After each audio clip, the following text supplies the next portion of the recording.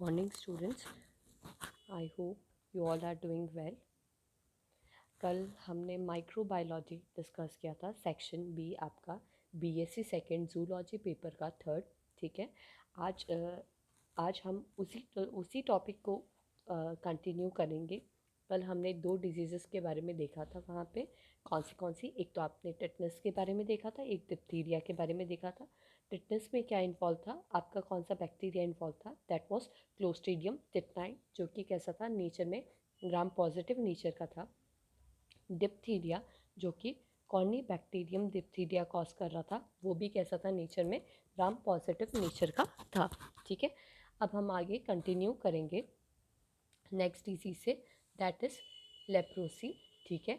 Leprosy आपका एक chronic infectious disease है. क्रॉनिक इन्फेक्शियस डिजीज़ है जो मेनली पेरिफेरल नर्वस सिस्टम को अफेक्ट करता है.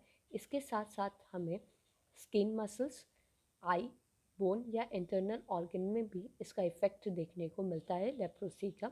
इसको अपन हैंसन डिजीज़ के नाम से भी बोलते हैं लेप्रोसी को. रिमेंबर वन थिंग, ये क्लास इंग्लिश और हिंदी मीडियम दोनों के लिए शेड्यूल है. I hope Hindi medium students को पीडीएफ मिल गया होगा. तो देखिएगा, हम लेप्रोसी का कॉजेटिव एजेंट देखते हैं. कॉजेटिव एजेंट लेप्रोसी में कौन सा है आपका? Mycobacterium leprae. ठीक है. ये एक एसिड फास्ट बेसिली है. ठीक है. फिर देखिएगा, सोर्स ऑफ इन्फेक्शन की अगर हम बात करते हैं तो सोर्स ऑफ इन्फेक्शन यहाँ पे क्या है? मल्टी बेसिलरी केसेस हैं. ठीक है. मल्टी बेसिलरी केसेस ये इंपॉर्टेंट सोर्स इन कम्युनिटी है. ठीक है. इन्फेक्शन में. ठीक है. दो टाइप की कम्युनिटी होती है. उसमें हम जो मोस्ट इम्पॉर्टेंट जो कम्युनिटी है या इन्वॉल्व होती है आपके लेप्रोसी में, तो वो आपका कौन सा है? Multi bacillary case. ठीक है. इसमें 6 और मोर स्किन लेसेंस इन्वॉल्व होते हैं. Licence means darkening and light patches. ठीक है. एक्सटर्नल साइन होता है ये आपका. फिर देखिएगा, मोड ऑफ ट्रांसमिशन हम देखते हैं. Mode of transmission droplet infection हो सकता है और डायरेक्ट कांटेक्ट आपका देखने को मिल सकता है. ठीक है. इंक्यूबेशन पीरियड ये वेरिएबल होता है. एवरेज जो आप देखेंगे 3 to 5 years का होता है आपका इंक्यूबेशन पीरियड. क्लिनिकल फीचर्स की अगर हम बात करें तो यहाँ पे हाइपोपिगमेंटेड पैचेस देखने को मिल सकते हैं. ठीक है. प्रेजेंस ऑफ थिकन नर्व्स भी कैसे देखने को मिल सकते हैं? थिक देखने को मिल सकते हैं आपको.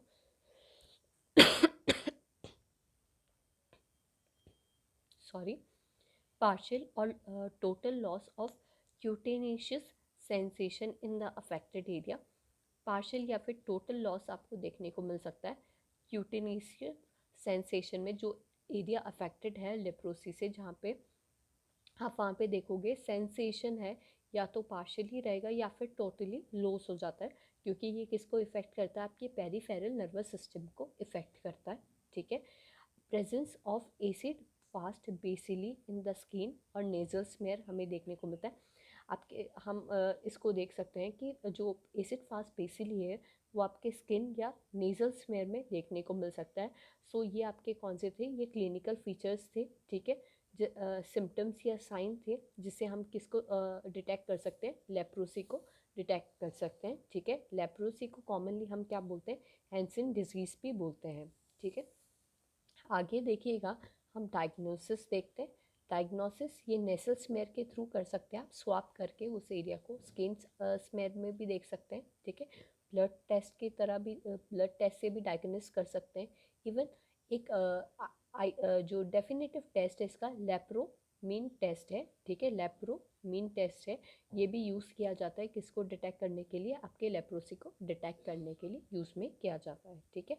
तो डायग्नोसिस में हमने देखा आपके ये 3 इन्वॉल्व है: nasal smear, skin smear, blood test और लेप्रोमी टेस्ट. ठीक है. फिर कंट्रोल देखेंगे, how we can control leprosy. तो मेडिकल जो मेजर्स है ये हमें लेने चाहिए.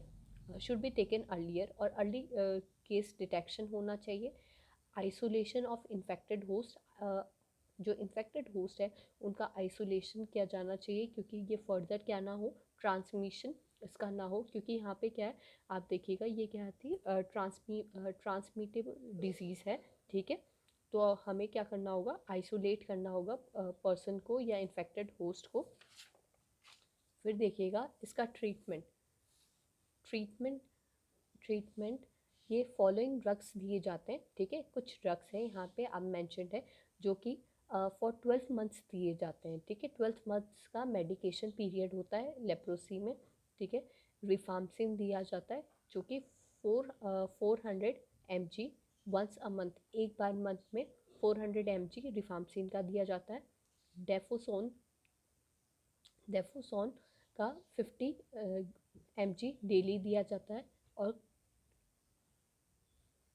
क्लोफेजिमाइन का 150 mg वंस अ मंथ दिया जाता है। ये जो मेडिकेशन है ये अंडर सुपरविजन ऑफ डॉक्टर दिया जाता है, ठीक है। और ये मेडिकेशन पीरियड है जो आपका 12 मंथ तक होता है, ठीक है।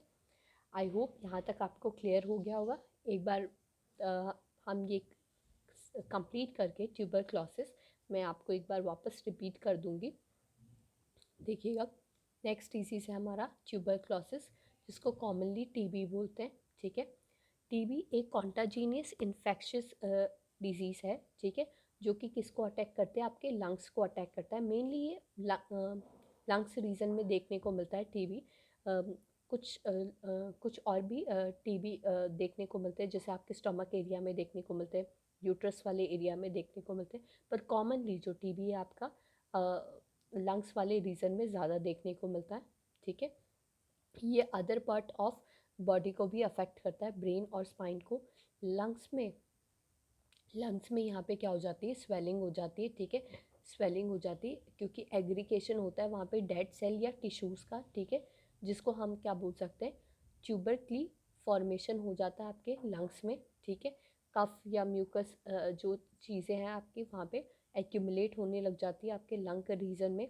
इसमें कॉजेटिव एजेंट जो है ट्यूबरक्लोसिस या पैथोजन जो इन्वॉल्व है ट्यूबरक्लोसिस के लिए, वो आपका है माइकोबैक्टीरियम ट्यूबरक्लोसिस, ठीक है। ये आपका bacilli that means rod shape का होता है और नॉन मोटाइल होता है नेचर में, नॉन मोटाइल होगा नेचर में। फिर देखिएगा मोड ऑफ ट्रांसमिशन की बात करते हैं। मोड ऑफ ट्रांसमिशन तो ये भी through droplet release by infected person, ठीक है। ड्रॉपलेट से होता है जो कि रिलीज होता है इन्फेक्टेड बाय पर्सन से, ठीक है। ये थ्रू कफ और स्नीजिंग इसकी वजह से देखने को मिलता है हमें ट्रांसमिशन, ठीक है। देखिएगा अब हम क्लिनिकल फीचर्स की बात करेंगे, साइंस या सिम्टम्स।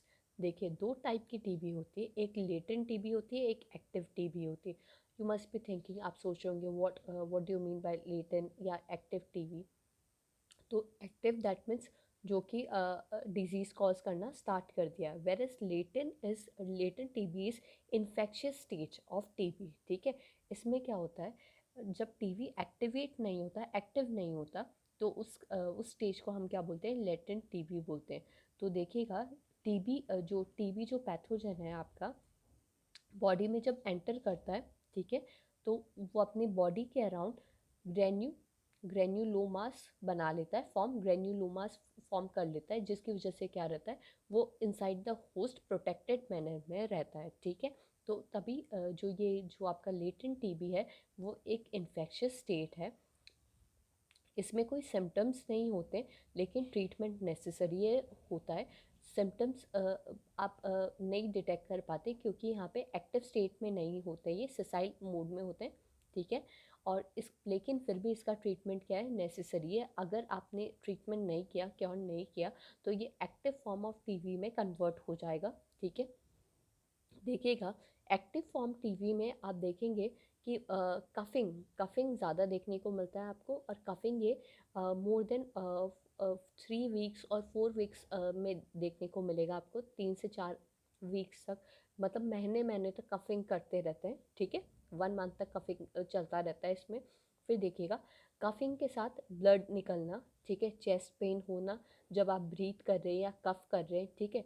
और आप देखेंगे एक्टिव टीबी में फीवर बहुत लो ग्रेड का फीवर होता है, मतलब बहुत माइल्ड फीवर होगा, और वो भी कब देखने को मिलेगा आपको, नाइट टाइम में। और भूख का कम लगना, लॉस ऑफ एपेटाइट, ठीक है। इसकी वजह से क्या होता है, ग्रेजुअली वेट लॉस देखने को मिलता है आपको, क्योंकि आपको भूख कम लगेगी तो ये टू बी अंडरस्टूड है कि वेट लॉस होगा, ठीक है। फीवर कैसा होगा, लो ग्रेड होगा, ठीक है। फटिक, रेस्टलेसनेस फील होगा, रात के टाइम में आपको स्वेटिंग स्वेटिंग होगी, ठीक है। ये सब क्या है आपका, ये सिम्टम्स है किसका, टीबी का, ठीक है, एक्टिव फॉर्म में जब प्रेजेंट है। लेकिन देखिएगा लेटेंट फॉर्म टीबी में कोई सिम्टम्स नहीं होते, लेकिन इसका ट्रीटमेंट नेसेसरी होता है, वरना ये विग्रस या वायरुलेंट फॉर्म में कन्वर्ट हो जाता है, ठीक है। और ये एक्टिव स्टेज ऑफ टीबी में कन्वर्ट हो जाएगा आपके। फिर देखिएगा नेक्स्ट हम देखेंगे डायग्नोसिस। डायग्नोसिस ये बेसिकली दो काइंड ऑफ टेस्ट, हम दो टाइप के टेस्ट यूज़ करते हैं, है ना, टू डिटेक्ट टीबी, है ना, inside the body. One is TSB, that is TB skin test, TB skin test करते हैं। एक हम करते हैं टीबी ब्लड टेस्ट, ठीक है। ये दो टाइप के टेस्ट किए जाते हैं। एक आपका सेप्टम टेस्ट किया जाता है, जो कि बलगम बलगम टेस्ट जो हम बोलते हैं वो है। ये डेफिनेटिव सोर्स है आपका डायग्नोसिस का, इससे आप डायग्नोस कर सकते हैं, ठीक है, कि टीबी प्रेजेंट है कि नहीं। वो आप देखोगे म्यूकस के अंदर किसका प्रेजेंस होगा, वहाँ पे प्रेजेंस होगा आपके ट्यूबरक्लोसिस कॉजिंग पैथोजन का, जो कि माइकोबैक्टीरियम है आपका, माइकोबैक्टीरियम ट्यूबरक्लोसिस, ठीक है, उसका प्रेजेंस होना। या फिर अगर जब आप इससे भी डिटेक्ट नहीं कर पाए तो आप एक्सरे से कर सकते हैं, ठीक है। अगर आपके लंग वाले रीजन में एक्यूमुलेशन देखने को मिलता है तो आप फिर भी इसका क्या कर सकते हैं, आप इसका ट्रीटमेंट कंटिन्यू कर सकते हैं, ठीक है। ट्यूबरक्लोसिस ही है, नो डाउट। इजीली डिटेक्ट नहीं होते ये, तभी एक्सरे किया जाता है, ठीक है। फिर देखिएगा कंट्रोल में देखिएगा कंट्रोल कैसे करते हैं। हम आइसोलेट कर देते हैं उस पर्सन को, पहले आइसोलेट किया जाता था, अब मास्क वगैरह पहना दिया जाता है, ठीक है। वेयरिंग मास्क ही आप आइसोलेटेड रहे, मास्क से कवर करें अपने फेस को, ठीक है। कवरिंग माउथ, वेंटिलेटेड रूम में रखा जाता है मास्क से, या फिर कवर माउथ क्यों किया जाता है, क्योंकि ये ड्रॉपलेट्स के थ्रू इसका क्या होता है, ट्रांसमिशन होता है, ठीक है। और हाइजीनिक कंडीशन मेंटेन करना, मतलब आप है ना साफ़ सफाई का ध्यान रखें। फिर इम्यूनिटी को बूस्ट अप करना चाहिए, ठीक है, और प्रॉपर डाइट लेना चाहिए, प्रॉपर डाइट लेनी चाहिए इस कंडीशन में। फिर देखिएगा हम आगे ट्रीटमेंट की बात करेंगे। ट्रीटमेंट, यहाँ पे मल्टीपल टाइप ऑफ आपके एंटीबायोटिक्स लिए जाते हैं, ठीक है। ये यूज़ किए जाते हैं, और इनका मेडिकेशन पीरियड 6 से लेके 9 मंथ्स तक देखने को मिलता है आपको ट्यूबरक्लोसिस में, ठीक है। यहाँ पे आपका रिफाम्पिन, आइजो आइजो एजेड, इथेम्ब्यूटोल और पायरेजीमाइड यूज़ किया जाता है, ठीक है। ये मल्टीपल एंटीबायोटिक्स यूज़ किए जाते हैं ट्रीटमेंट में आपके ट्यूबरक्लोसिस में। तो देखिएगा यहाँ तक हमने ट्यूबरक्लोसिस कंप्लीट कर लिया है। अभी तक हमने माइक्रोबायोलॉजी में 4 डिजीज़ेस देख लिए थे, ठीक है। 4 डिजीज़ेस, पहला आपने देखा टिटनस देखा, उसमें कौन सा बैक्टीरिया आपका इन्वॉल्व था, आप बता सकते हैं। दैट वाज क्लोस्ट्रीडियम टेटनाई,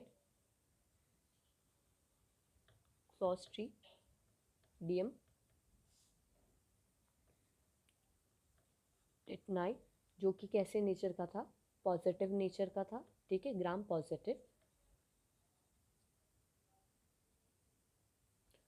फिर आपने देखा डिप्थीरिया, जो कि कॉज हो रहा था आपके कॉर्नी बैक्टीरियम से,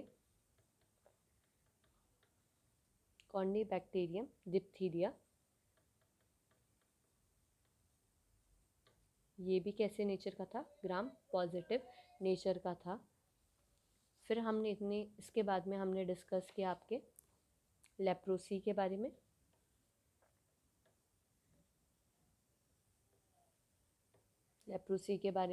लेप्रोसी का कॉजेटिव एजेंट या पैथोजन जो कॉज कर रहा था वो आपका था माइकोबैक्टीरियम।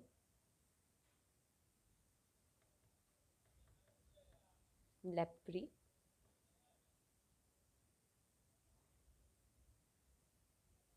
लेप्री ये कैसे नेचर का है?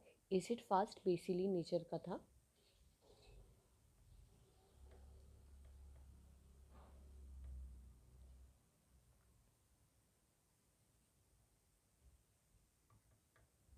और नेक्स्ट हमने लास्ट जो स्टडी की है अभी तक, ट्यूबरक्लोसिस, टीबी, ठीक है, जो कि कॉज होता है आपका मायो बैक्टीरियम से, Mycobacterium, sorry, Mycobacterium tuberculosis, tuberculosis, ठीक है। अब आपने देखा इन तीनों में जो मोड ऑफ जो ट्रांसमिशन था वो मोस्ट प्रोबेबली आपने देखा इन तीनों में, sorry, excluding tetanus, excluding tetanus, इन तीनों में डिप्थीरिया, आपका लेप्रोसी और टीबी में मोड ऑफ ट्रांसमिशन क्या था? ड्रॉपलेट था, ठीक है। ये जो आपका टिटनस था ये सॉइल सॉइल सॉइल में प्रेजेंस की वजह से होता है, या वुंड वगैरह में क्या हो जाना, एक्यूमुलेट हो जाना डस्ट पार्टिकल का, उसकी वजह से आपको टेटनस देखने को मिलता था, ठीक है। अब देखिएगा आगे जो क्लिनिकल डायग्नोसिस है, क्लिनिकल डायग्नोसिस है आपके टिटनस और डिप्थीरिया का, टिटनस और डिप्थीरिया का जो डायग्नोसिस था हमने स्वैप करके कल्चर करके देखा, ठीक है। और डायग्नोसिस यहाँ पे जो इन्वॉल्व थे, डायग्नोसिस जो यहाँ पे इन्वॉल्व थे वो हमने क्या किया कि स्मेयर्स को कलेक्ट करके, ठीक है, कल्चर करा के यहाँ पे देखा, ठीक है। और फिर हमने जो मेडिकेशन या ट्रीटमेंट यहाँ पे जो यूज़ किया था, यहाँ पे इम्यूनाइजेशन ट्रीटमेंट यूज़ किया जाता है ना, पेंटावेलेंट इंजेक्शंस दी गई है ना, या DPT दी गई थी, ठीक है, जो कि रेजिस्टेंस प्रोवाइड करवाती है आपको 5 टाइप ऑफ डिजीज़ के से, और यहाँ पे 3 टाइप के डिजीज़ से, ठीक है। और आज आपने देखा कि लेप्रोसी और टीबी, लेप्रोसी और टीबी में आपने देखा कि यहाँ पे एंटीबायोटिक्स या मेडिकेशन का जो पीरियड होता है, एंटीबायोटिक्स गिवन या मेडिकेशन का पीरियड क्या होता है? लॉन्ग टर्म होता है आपका, ठीक है।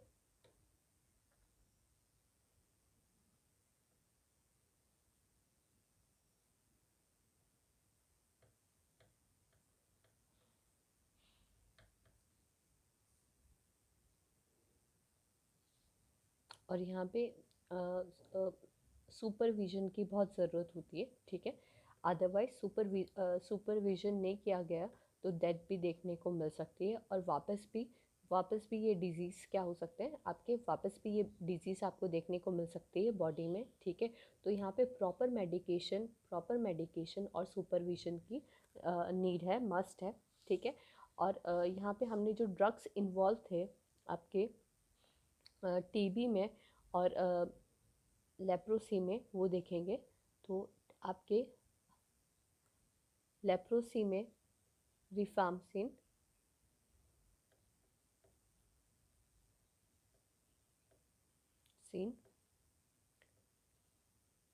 डेपोसोन, और एक आपका क्लोज क्लोफैमी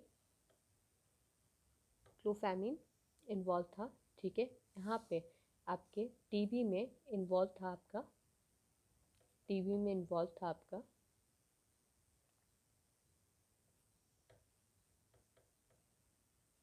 रिफाम्पिन,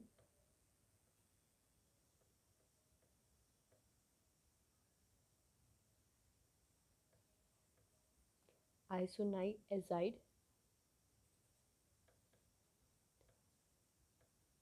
इथैम्ब्यूटोल और पायरेजाइन एमिड, ठीक है, ये इन्वॉल्व थे, ठीक है। और देखिएगा लेप्रोसी और जो आपका टीबी है इसमें क्या है, आपका जो मेडिकेशन पीरियड है वो लॉन्ग टर्म होता है, ठीक है। फुली क्योर स्टेट में हो तभी आप क्या कर सकते हैं, मेडिकेशन लेना बंद कर सकते हैं, वरना आप देखेंगे कि फर्दर भी आपको ये बीमारी वापस देखने को मिल सकती है आपके बॉडी में। तो आज यहाँ तक हम अपना लेक्चर कंप्लीट करेंगे। फिर कल हम गोनेरिया और एक और डिजीज़ है आपकी, उसके बारे में देखेंगे। फिर नेक्स्ट डे से हम कंटिन्यू करेंगे आपका दूसरा सेशन। आई होप यहाँ तक आपको समझ में आया होगा। ठीक है, थैंक यू।